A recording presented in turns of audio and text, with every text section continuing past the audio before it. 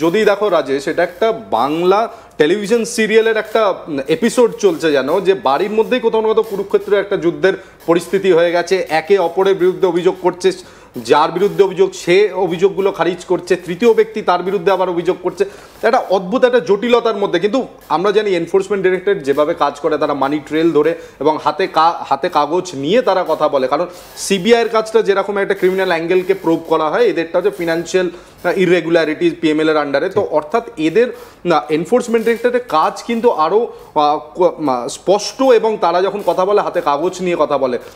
কি বলবে এই গোটা চিত্র, যে চিত্রনাট্য আমরা দেখতে পাচ্ছি এই মুহূর্তে আমাদের সামনে? দেখো, ইডির কাজটা কিন্তু অর্ধেক সহজ করে দিয়েছেন খোদ জীবনকৃষ্ণ সাহার বাবা বিশ্বনাথ সাহা।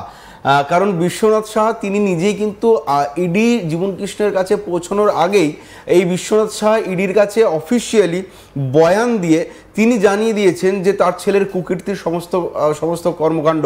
এবং শুধু তাই নয়, তিনি গ্রেপ্তারের আগে যেরকম ইডিকে জানিয়েছেন, তিনি ঠিক সেরকমই গ্রেপ্তারের পরে সংবাদ মাধ্যমকে জানিয়েছেন যে তার ছেলে আগে কিছুই ছিল না, বিধায়ক হওয়ার পরে এইসব করেছে।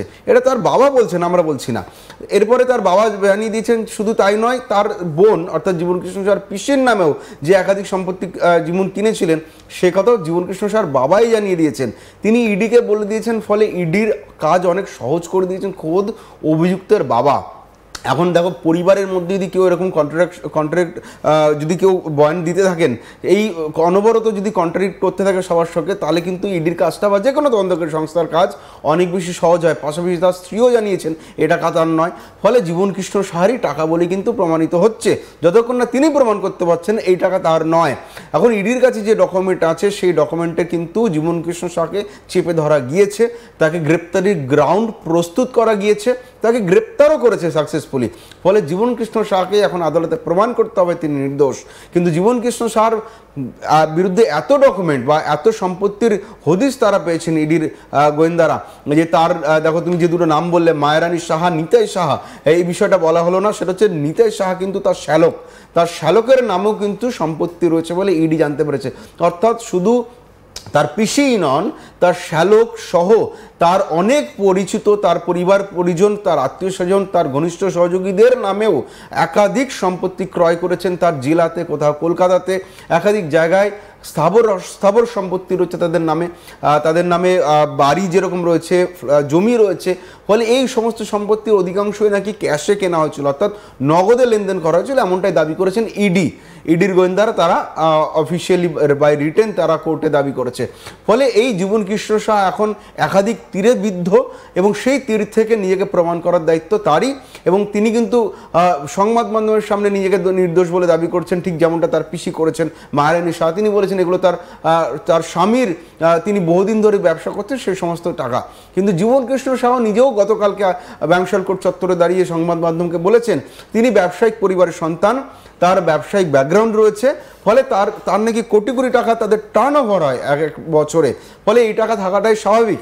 যদিও তার যে পৈতৃক ব্যবসার দিকে যে ইঙ্গিত করছেন, সেই ব্যবসার যিনি মালিক তার বাবা, তিনি নিজেই জানিয়ে দিয়েছেন এই ব্যবসার সঙ্গে কিন্তু ছেলে জীবনকৃষ্ণের কোনো সম্পর্ক নেই। আচ্ছা রাজেশ, একটা জিনিস জিজ্ঞেস না করে পারছি না, যে কি মনে হয় যে জীবনকৃষ্ণ সাহা যে বিপুল অঙ্কের টাকা নিয়েছিল বিভিন্ন মানুষের থেকে চাকরি পাইয়ে দেওয়ার টোপ দিয়ে, সেটা কি শুধু তার নিজের আত্মসাৎ করার জন্য, না এর পেছনে এমন কিছু অদৃশ্য মানুষ বা হাত ছিল তার মাথার ওপর যে সে এই কাজটা করেছে? কারণ আমি একজন আধিকারিকের সাথে কথা বলছিলাম কয়েকদিন আগে, তিনি বলছিলেন এটি টিপ অফ দি আইসবার্গ, মানে এই যে তদন্ত প্রক্রিয়া, কোথাও না কোথাও মূল তদন্তের সাথে এটার কিন্তু যোগ আছে।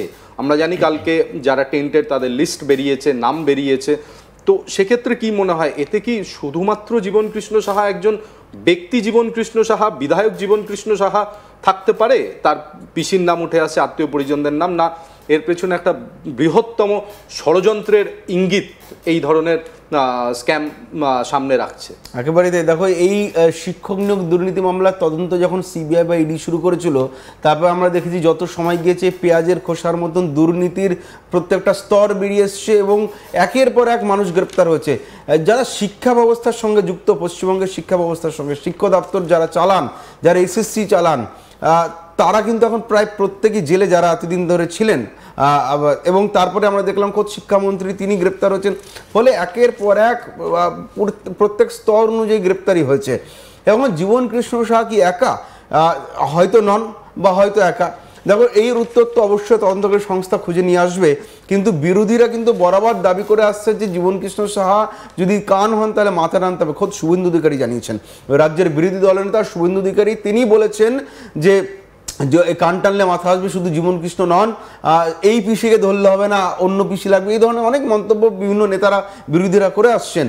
ফলে সকলেরই ইঙ্গিত যে এই টাকা শুধু জীবন কৃষ্ণ সাহা একাত্মসাৎ হয়তো করেননি, সেই টাকা যেভাবে ওপর মহলে এসছে বলে বিরোধীরা যেভাবে অভিযোগ করে আসছে, তার বাস্তবে প্রতিফলন আমরা ইডির তদন্তে আশা করি দেখতে পাবো, তার বাস্তবে প্রতিফলন আশা করি আমরা সিবিআই তদন্তে দেখতে পাবো। কিন্তু বিরোধীদের অভিযোগ বা দাবি যে এই টাকা কিন্তু জীবন কৃষ্ণ সাহা একা নন, এই টাকা কিন্তু আরও ওপর মহল পর্যন্ত গিয়েছে, কারণ তার একার পক্ষে একটা তো বড় স্ক্যাম অবশ্যই চালানো সম্ভব নয়, কিন্তু তার টাকা নেওয়ার একাধিক ছবি বা অডিও কিন্তু সোশ্যাল মিডিয়াতে ভাইরাল হয়েছে। আমরা দুদিন আগেও দেখলাম নতুন ভিডিও সামনে এসেছে, বছরখানেক আগেও একটা ভিডিও সামনে এসেছিল, যেই সমস্ত ভিডিওতে দেখা যাচ্ছে জীবন কৃষ্ণ সাহার সঙ্গে কারোর কনভারসেশন, যেখানে দাবি করা হচ্ছে টাকা ফেরত দেওয়ার জন্য। কোথাও জীবন কৃষ্ণ সাহা বলছেন যে তিনি টাকা ফেরত দেবেন বা দিতে পারবেন না, যদি সেই সমস্ত ভিডিওর সত্যতা আমরা যাচাই করিনি বা সম্ভব হয়নি, কিন্তু সেইগুলোতে কিন্তু জীবন কৃষ্ণ সাহাকে দেখা যাচ্ছে বলেই দাবি করা হচ্ছে। ফলে জীবন কৃষ্ণ সাহার যেই মানি ট্রেল সেটা অবধি ইডি পৌঁছে গিয়েছে, ইডি তাকে গ্রেপ্তার করেছে। এখন সময়ের সাথে সাথে তদন্তের সাথে সাথে এই মানি ট্রেল কোথায় কোথায় পৌঁছেছে, কতগুলো ধাপ দিয়ে গিয়েছে, বা আরও কাদের কাছে গিয়েছে, বা কলকাতাতে বা বাইরে কোথায় কাদের কাছে টাকা গিয়েছে, সেগুলো কিন্তু তদন্তের সঙ্গে স্পষ্ট হবে। বাংলা টেলিভিশন সিরিয়ালের একটা এপিসোড চলছে যেন, যে বাড়ির মধ্যেই কোথাও না কোথাও কুরুক্ষেত্রের একটা যুদ্ধের পরিস্থিতি হয়ে গেছে, একে অপরের বিরুদ্ধে অভিযোগ করছে, যার বিরুদ্ধে অভিযোগ সে অভিযোগগুলো খারিজ করছে, তৃতীয় ব্যক্তি তার বিরুদ্ধে আবার অভিযোগ করছে, একটা অদ্ভুত একটা জটিলতার মধ্যে। কিন্তু আমরা জানি এনফোর্সমেন্ট ডিরেক্টরেট যেভাবে কাজ করে, তারা মানি ট্রেল ধরে এবং হাতে কাগজ নিয়ে তারা কথা বলে, কারণ সিবিআইয়ের কাজটা যেরকম একটা ক্রিমিনাল অ্যাঙ্গেলকে প্রুভ করা হয়, এদেরটা হচ্ছে ফিনান্সিয়াল ইররেগুলারিটিস পিএমএল এর আন্ডারে। তো অর্থাৎ এদের এনফোর্সমেন্ট ডিরেক্টরেটের কাজ কিন্তু আরও স্পষ্ট, এবং তারা যখন কথা বলে হাতে কাগজ নিয়ে কথা বলে। কি বলবে এই গোটা চিত্র, যে চিত্রনাট্য আমরা দেখতে পাচ্ছি এই মুহূর্তে আমাদের সামনে? দেখো, ইডির কাজটা কিন্তু অর্ধেক সহজ করে দিয়েছেন খোদ জীবন কৃষ্ণ সাহার বাবা বিশ্বনাথ সাহা। কারণ বিশ্বনাথ সাহা তিনি নিজেই কিন্তু ইডি জীবন কৃষ্ণের কাছে পৌঁছানোর আগেই এই বিশ্বনাথ সাহা ইডির কাছে অফিসিয়ালি বয়ান দিয়ে তিনি জানিয়ে দিয়েছেন যে তার ছেলের কুকীর্তির সমস্ত কর্মকাণ্ড।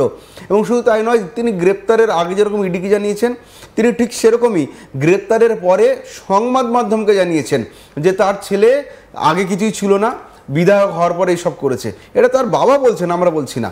এরপরে তার বাবা জানিয়ে দিয়েছেন, শুধু তাই নয়, তার বোন অর্থাৎ জীবন কৃষ্ণ সাহার পিসির নামেও যে একাধিক সম্পত্তি জীবন কিনেছিলেন, সে কথাও জীবন কৃষ্ণ সাহার বাবা